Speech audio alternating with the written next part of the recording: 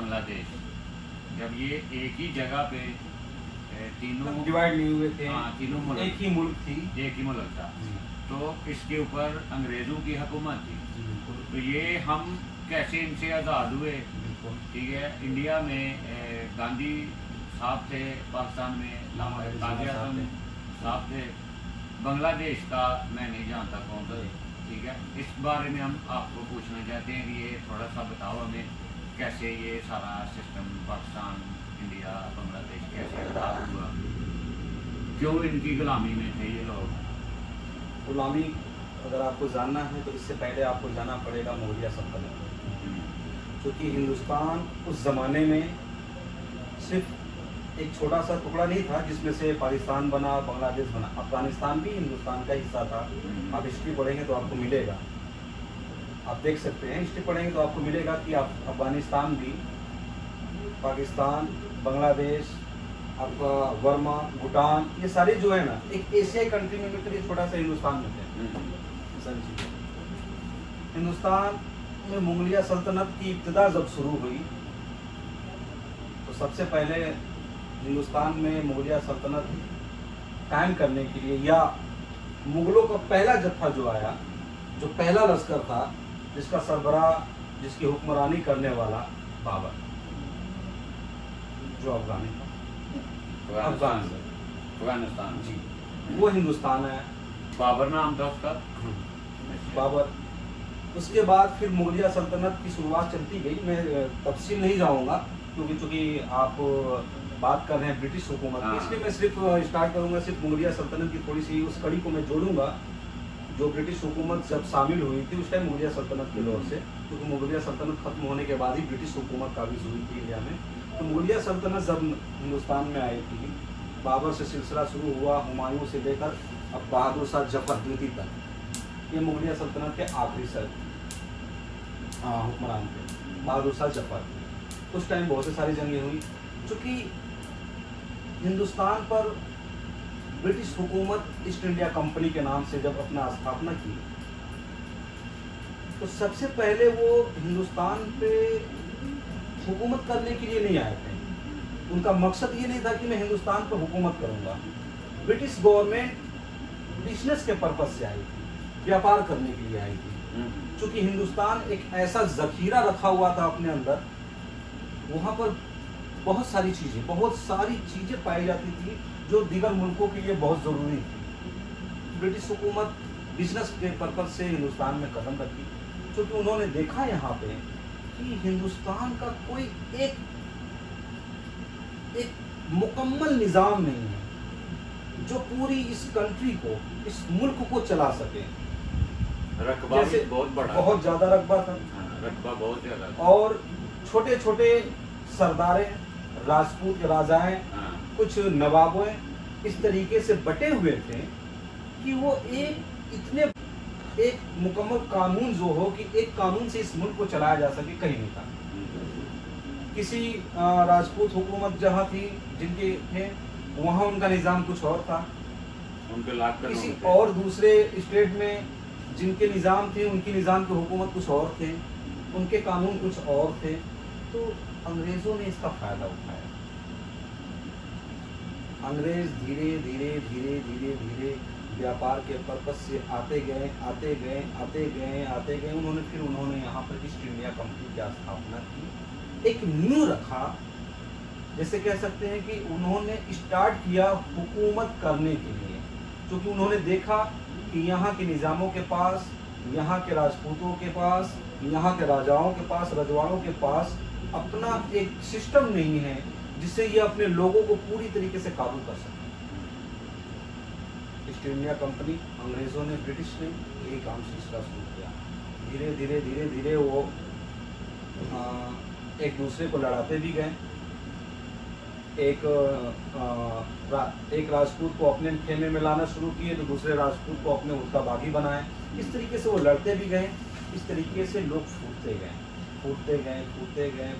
क्यों धीरे धीरे ब्रिटिश गवर्नमेंट कुछ कानून लागू करना शुरू कर दी कि चूँकि अब उसके पास इतने कह सकते हैं कि ज़रूरियात की जो सामान मुहैया हो गई थी, तो वहाँ पर अपना एक कारखाने के तौर पर, एक बिजनेस के तौर पर एक मशीनरी चलाता था। तो अब लोगों को काम चाहिए, जो हमारे रजवाड़े, हमारे नवाब उनको दे नहीं पाते, क्योंकि वो अपने नवाबी में, अपने रजवाड़े में इस तरीके से मशगूल हो गए थे तो उनको अपने जनता की, अपने आवाम की फिक्र ही नहीं थी। इसका फ़ायदा उन्होंने उठाया, अंग्रेज़ों ने इसका फ़ायदा उठाया। आप हिस्ट्री पढ़िए, अंग्रेज़ों ने इसी का फ़ायदा उठाया और धीरे धीरे उन्होंने रजवाड़ों को, उनको अयासी पना में डाला रखा, नवाबों को अयासी पना में डाला रखा। ये इसमें मुब्तला रहे और धीरे धीरे धीरे धीरे धीरे धीरे उनको अपने अधीन करते चले गए। कब्जा कर लिया। अब जजिया लगने लगा, टैक्स लगने लगा, जजिया का टैक्स लगने लगा कि भाई आप काम करो, अपनी खेती आप करोगे, लेकिन हुकूमत को कितना टैक्स दोगे। वो हुकूमत को टैक्स देते थे, किसको देते थे? वहाँ के जो हुक्मरान होते थे, जो राजा होता था, चाहे वहाँ का जो नवाब होता था, उनको देते थे वहाँ पे प्रजा। लेकिन उसके बाद जो ब्रिटिश हुकूमत थी वो कहती थी कि चूंकि अब यहाँ पर ये सारा कारोबार मैं देख रहा हूँ, तो जितने पैसे आपके पास आ रहे हैं उनमें से इतना हिस्सा मेरे को दो। यानी वो भी कुछ लेना शुरू कर दी। इस तरीके से करते करते उनके सारे अधिकार छीन लिए गए, सारे अधिकार छीन लिए गए। फिर धीरे धीरे धीरे धीरे पूरे हिंदुस्तान में अंग्रेज़ों की हुकूमत हुई। हुकूमत में तफसील से थोड़ा सा इसलिए गया कि अंग्रेज़ों की हुकूमत, अब चूंकि अंग्रेज़ों से हमने आज़ादी कैसे पाई, मसला ये है। मेन टॉपिक हमारा यही था कि हम अंग्रेज़ों से आज़ादी कैसे पाए, आज़ादी कैसे ली। अंग्रेज़ चूंकि हमारे ऊपर पूरी तरीके से मुसल्लत हो चुके थे पूरे हिंदुस्तान पे।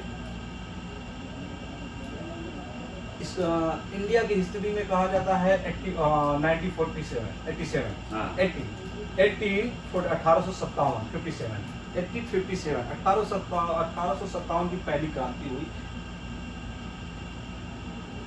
अंग्रेजों के खिलाफ, जिसके सरबराह मंगल पांडे को कहा गया। ये हिस्ट्री है। चूंकि उसके पहले ही ऐसा नहीं है कि उसके पहले बगावत नहीं हुई थी, अंग्रेजों के खिलाफ उसके पहले बगावत शुरू हो चुकी थी। चूंकि मंगल पांडे अंग्रेजों की सेना में, आर्मी में एक सिपाही था और उन्हें ये खबर मिली, चूंकि मंगल पांडे एक पंडित थे, ब्राह्मण जात से ताल्लुक रखते थे, तो उनको ये खबर मिली कि जो बंदूक में गोली भरी जाती है और उस जमाने की जो बंदूकें होती थी उसमें जानवर के जो चर्बी होते हैं उसका इस्तेमाल किया जाता है, जिसको खींचना पड़ता था, मुंह से पकड़कर खींचना पड़ता था। कुछ ऐसी चीजें मिलती हैं जिससे उनका धर्म कहता था कि इसकी इजाजत नहीं है। एक टॉपिक जोड़ा जाता है, मंगल पांडे ने विद्रोह किया, उससे पहले हिंदुस्तान में हमारे उलमाओं ने विद्रोह किया था। सबसे पहले अगर हुकूमत के खिलाफ, अंग्रेजों के खिलाफ सबसे पहले अगर किसी ने आवाज बुलंद की थी तो हमारे उलमा थे। कम से कम 72 से 80 उलमाओं को पेड़ों पे सरे आम फांसी पर लटकाया गया था ताकि आवाज को दबा दिया जाए। अंग्रेजों के खिलाफ बगावत करने वाला सबसे पहला अगर कोई जत्था था तो मुस्लिम और उनके उलमा थे। उलमाओं ने पहला विरोध किया। उसके बाद धीरे धीरे उनकी सेनाओं में फूट पड़ी। जो हिंदू राजपूत थे, अपने रसूख के लिए, अपने रुतबे के लिए वो ब्रिटिश हुकूमत में कोई कलेक्टर बन गया, कोई सूबेदार बन गया, मतलब जो पोस्ट उस जमाने में होती थी अंग्रेजों की आर्मी में, सेना में, वो पोस्ट हासिल कर कर वो ऐसी ज़िंदगी करते थे। लेकिन उन्होंने जब देखा कि हमारे हिंदुस्तान के भाई, चाहे वो हिंदू चाहे मुस्लिम, सब मिलकर आज़ादी के लिए लड़े, तो बगावत कर रहे हैं, तो उनके दिल में भी हिंदुस्तान को आज़ाद करने के लिए, गुलामी से निकलने के लिए, गुलामी की जंजीरों को तोड़ने के लिए, अपने मुल्क को ब्रिटिश हुकूमत से आज़ाद करने का जो जज्बा उनके दिलों में पैदा हुआ, उस जज्बे को पैदा करने वाले अगर कोई थे तो हिंदुस्तान के सबसे पहले हिंदुस्तान के उलमा थे। आप हिस्ट्री पढ़िएगा तो आपको मिलेगा कि सबसे पहले उलमा थे। और ये नींव रखी गई थी मदरसे देवबंद, बहुत ही कुर्बानियां दी गई देवबंद। उसके बाद धीरे धीरे धीरे लोग आते गए, जुड़ते गए, हर जगह धीरे धीरे विरोध होना शुरू हुआ। जब विरोध शुरू हुआ तो किसी भी मुहिम को चलाने के लिए एक लीडर की ज़रूरत होती है। किसी भी मुहिम को चलाने के लिए एक लीडर की ज़रूरत होती है, तो हमारे लीडर पैदा हुए हैं। इसमें कायदे आज़म मोहम्मद अली जिन्ना भी थे, हमारे महात्मा गांधी भी थे, पंडित जवाहरलाल नेहरू से लेकर सरदार भगत सिंह पटेल, सरदार वल्लभ भाई पटेल, शहीद आज़म भगत सिंह, चंद्रशेखर आज़ाद, इनकी कुर्बानियाँ नहीं भूल सकते। बिस्मिल्लाह खां, हम इनकी अशफाकुल्लाह खां जो सरदार भगत सिंह के साथ फांसी पर चढ़े, साइमन को मारने के लिए उन्होंने मारा, तो ये हमारे शेर थे। इन्होंने कुर्बानियाँ दी देश के लिए। हमारे लीडर वो लड़े, फाइट किए, और कुछ हमारे जाबाज जो लीडर थे जिन पर हमें फख्र है, जिन्होंने अपनी शहादतें दी, कुर्बानियाँ दी देश को आज़ाद कराने के लिए, वरना पता नहीं हम कहाँ होते कहाँ नहीं होते। इसमें थोड़ा सा प्रॉब्लम है कि जिस टाइम हम लोग इन लोगों के साथ पाकिस्तान इंडिया ये एक नहीं, ये एक थे। मुस्लिम लीग जिसकी क़यादत करते थे मोहम्मद अली जिन्ना, ये नेशनल कांग्रेस जिसकी जिम्मेदारी थी महात्मा गांधी। ओके, ये लोग मिसाल के तौर पे उस टाइम एक ही जगह पे झगड़ा कर रहे, ये इनके साथ जो भी फाइट कर रहे थे जी अंग्रेजों के खिलाफ। दूसरी बात, इसमें कुछ जगह पे मैं सुना भी है, इसमें कुछ लफ्ज़ गद्दारी के भी आते हैं। किसके खिलाफ? इंडिया पाकिस्तान के खिलाफ। देखिए, इसमें कौन गद्दार था, कौन नहीं था? देखिए, गद्दार आज़ादी के पहले अगर आप देखेंगे तो हर मुहिम में कोई न कोई ऐसा गद्दार होता है जो ये नहीं चाहता है कि ये मिशन कामयाब हो। तो वो अपने चंद फवायद के लिए, अपने फ़ायदे के लिए वो दुश्मनों से जाकर मिल जाता है। ये हिस्ट्री है, ये इतिहास, ये समझ लीजिए ह्यूमन नेचर है।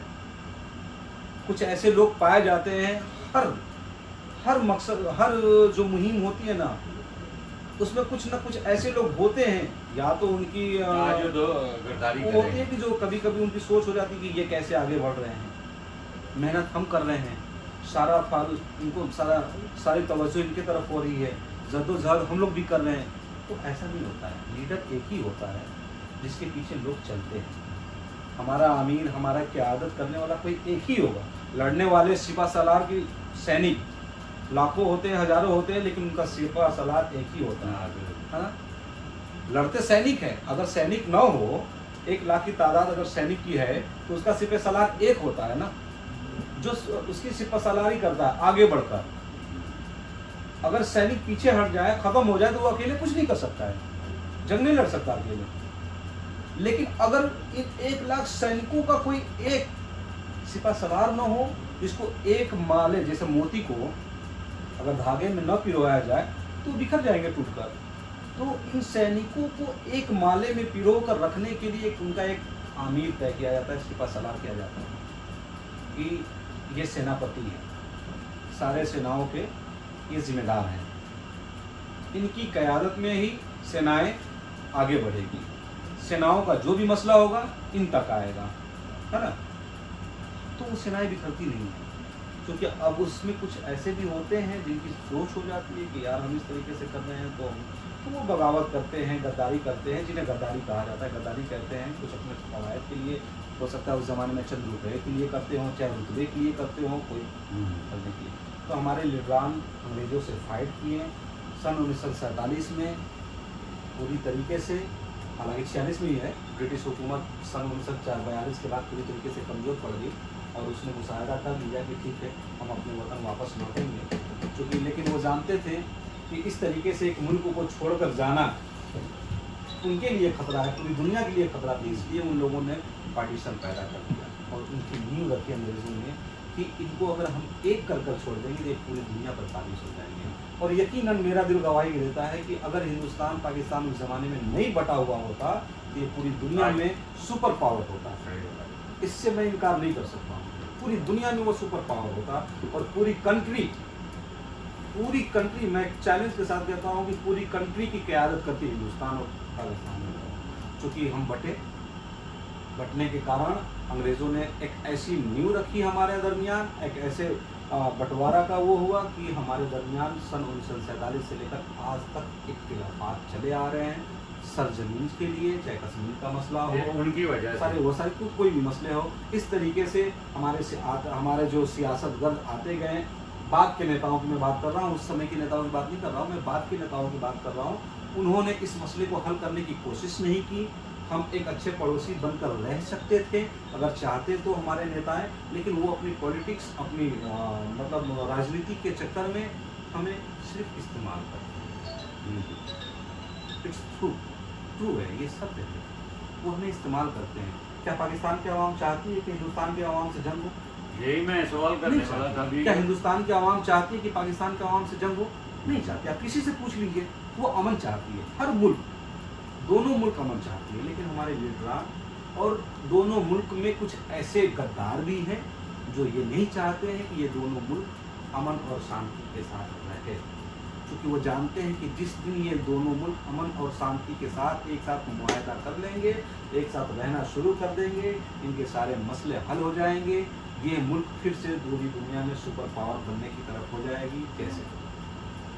हमारे दरमियान सारी चीज़ें खत्म अगर हो जाएंगी तो हमारी तिजारतें बढ़ जाएंगी। Am right?